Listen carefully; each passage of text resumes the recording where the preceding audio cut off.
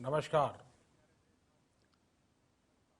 Corona के खिलाफ लड़ाई में जनता कर्फ्यू से लेकर आज तक हम सभी भारतवासियों ने बहुत लंबा सफर तय किया है। समय के साथ आर्थिक गतिविधियों में भी धीरे धीरे तेजी नजर आ रही है। हम में से अधिकांश लोग अपनी जिम्मेदारियों को निभाने के लिए, फिर से जीवन को गति देने के लिए रोज घरों से बाहर निकल रहे हैं। त्योहारों के इस मौसम में बाजारों में भी रौनक धीरे धीरे लौट रही है, लेकिन हमें ये भूलना नहीं है कि लॉकडाउन भले चला गया हो, वायरस नहीं गया है। बीते 7-8 महीनों में प्रत्येक भारतीय के प्रयास से भारत आज जिस संभली हुई स्थिति में है, हमें उसे बिगड़ने नहीं देना है और अधिक सुधार करना है। आज देश में रिकवरी रेट अच्छी है, फैटेलिटी रेट कम है। भारत में जहां प्रति 10 लाख जनसंख्या पर करीब 5,500 लोगों को कोरोना हुआ है, वहीं अमेरिका और ब्राजील जैसे देशों में ये आंकड़ा 25,000 के करीब है।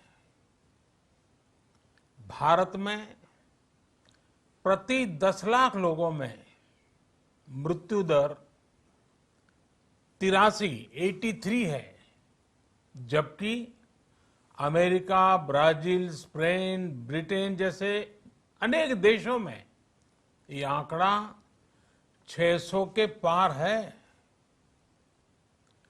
दुनिया के साधन संपन्न देशों की तुलना में भारत अपने ज्यादा से ज्यादा नागरिकों का जीवन बचाने में सफल हो रहा है। आज हमारे देश में कोरोना मरीजों के लिए 90 लाख से ज्यादा बेड्स की सुविधा उपलब्ध है। 12,000 क्वारंटाइन सेंटर्स है। कोरोना टेस्टिंग की करीब 2,000 लैब्स काम कर रही है। देश में टेस्ट की संख्या जल्द ही 10 करोड़ के आंकड़े को पार कर जाएगी। कोविड महामारी के खिलाफ लड़ाई में टेस्ट की बढ़ती संख्या हमारी एक बड़ी ताकत रही है। सेवा परमो धर्म के मंत्र पर चलते हुए हमारे डॉक्टर, हमारे नर्सिस, हमारे हेल्थ वर्कर्स, हमारे सुरक्षाकर्मी और भी सेवा के भाव से काम करने वाले लोग इतनी बड़ी आबादी की निस्वार्थ सेवा कर रहे हैं। इन सभी प्रयासों के बीच ये समय लापरवाह होने का नहीं है। ये समय ये मान लेने का नहीं है कि कोरोना चला गया या फिर अब कोरोना से कोई खतरा नहीं है।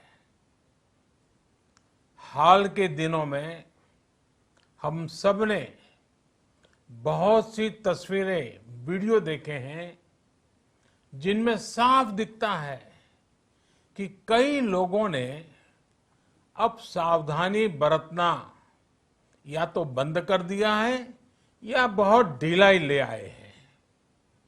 ये बिल्कुल ठीक नहीं है।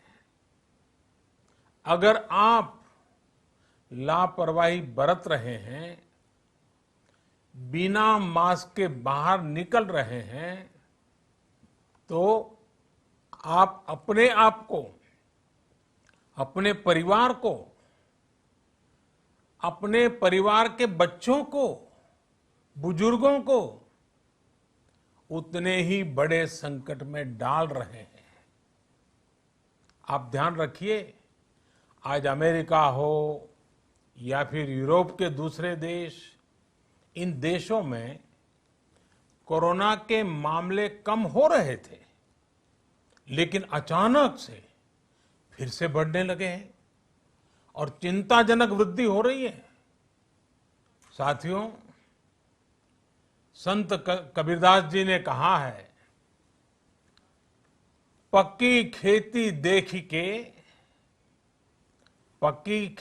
देख के गर्व किया किसान, अजहू जोला बहुत है, घर आवे तब जान। अर्थात कई बार हम पक्की हुई फसल देखकर ही अति आत्मविश्वास से भर जाते हैं कि अब तो काम हो गया, लेकिन जब तक फसल घर न आ जाए तब तक काम पूरा नहीं मानना चाहिए। यही कबीरदास जी कह के गए हैं। यानी जब तक सफलता पूरी न मिल जाए, लापरवाही नहीं करनी चाहिए। साथियों, जब तक इस महामारी की वैक्सीन नहीं आ जाती, हमें कोरोना से अपनी लड़ाई को रत्ती भर भी कमजोर नहीं पड़ने देना है। बरसों बाद हम ऐसा होता देख रहे हैं कि मानवता को बचाने के लिए युद्ध स्तर पर पूरी दुनिया में काम हो रहा है। अनेक देश इसके लिए काम कर रहे हैं।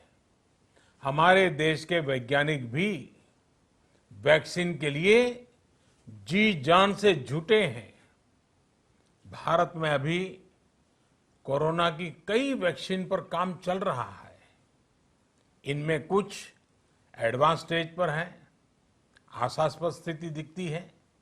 साथियों, कोरोना की वैक्सीन जब भी आएगी, वो जल्द से जल्द प्रत्येक भारतीय तक कैसे पहुंचे, इसके लिए भी सरकार की तैयारी जारी है। एक एक नागरिक तक वैक्सीन पहुंचे, इसके लिए तेजी से काम हो रहा है।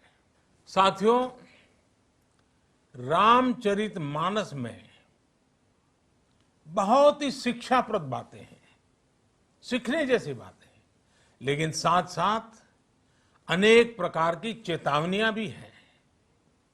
जैसे रामचरितमानस में बहुत बड़ी बात कही गई है, रिपु रुज पावक पाप। रिपु रुज पावक पाप, प्रभु अहि गनीय न छोट करी। अर्थात आग, शत्रु, पाप यानी कि गलती और बीमारी, इन्हें कभी छोटा नहीं समझना चाहिए। जब तक इनका पूरा इलाज न हो जाए, इन्हें हल्के में नहीं लेना चाहिए। इसलिए याद रखिए, जब तक दवाई नहीं तब तक ढिलाई नहीं। त्योहारों का समय हमारे जीवन में खुशियों का समय है, उल्लास का समय है। एक कठिन समय से निकलकर हम आगे बढ़ रहे हैं। थोड़ी सी लापरवाही हमारी गति को रोक सकती है, हमारी खुशियों को धूमिल कर सकती है। जीवन की जिम्मेदारियों को निभाना और सतर्कता, ये दोनों साथ साथ चलेंगे, तभी जीवन में खुशियां बनी रहेगी। 2 गज की दूरी, समय समय पर साबुन से हाथ धुलना और मास्क लगाना, इसका ध्यान रखिए। और मैं आप सबसे करबद्ध प्रार्थना करता हूं, आपको मैं सुरक्षित देखना चाहता हूं, आपके परिवार को सुखी देना चाहता हूं। ये त्योहार आपके जीवन में उत्साह और उमंग भरे, ऐसा वातावरण चाहता हूं। और इसलिए मैं बार बार हर देशवासी से आग्रह करता हूं। मैं आज अपने मीडिया के साथियों से भी, सोशल मीडिया में जो सक्रिय हैं उन लोगों से भी बड़े आग्रह से कहना चाहता हूं कि आप जागरूकता लाने के लिए, इन नियमों का पालन करने के लिए जितना जन जागरण अभियान करेंगे, ये आपकी तरफ से देश की बहुत बड़ी सेवा होगी। आप जरूर हमें साथ दीजिए, देश के कोटि कोटि जनों को साथ दीजिए। मेरे प्यारे देशवासियों, स्वस्थ रहिए,